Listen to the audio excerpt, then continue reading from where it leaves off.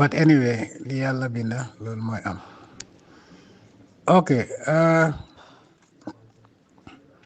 boy bi gis naa ne daf dee wax ne ñun moom waaye du dee wax moom ak ñan la ñu bokkal groupe bi ñi doon def opération bi benn tey oangut kenn he has not named any one of them, which is also not fair.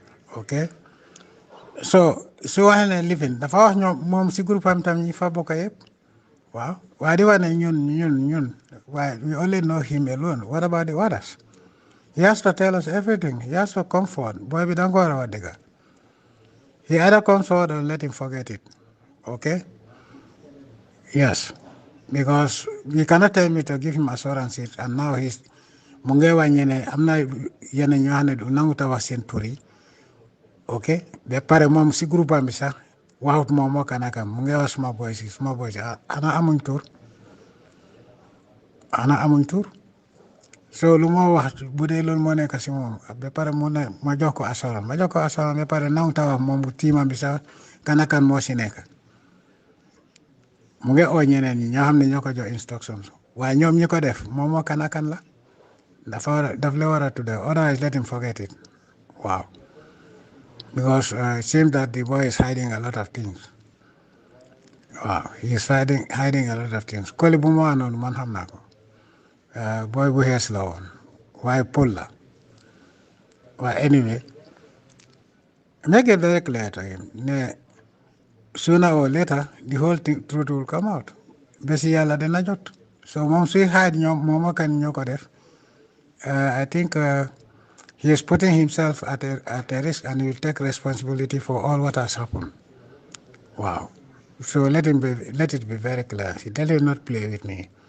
Now what Degabi, now what Turi, group ambisa, now what Momo Kanakan, from burning of the petrol stations, GNPC petrol stations to the living way. Political bureau, now what Nyan Nyosi participate on his side. Well, so a small boy, Bepare Oi too. Let him give us all the names of those people that we are working with him all along. Otherwise, let him forget it. Because even gone Bumo and the one so that we can go and place it at the Navek, around Navek. Yes, around Navek. Why Momo Kanakan Yoko for our place? That's the bottom line. Adam Wadega, let him just shut up. I'm getting sick and tired of his story. Wakone, he likes it or not, one day all this will come out by force. All of it will come out. So he better make sure that he talks now, tells us what has happened, then we understand, then we'll have sympathy towards him. That is all I want to tell you. Make it very clear. Now, let the boy play the agent bin. Let him play the tape to him and then delete it as he did the last time.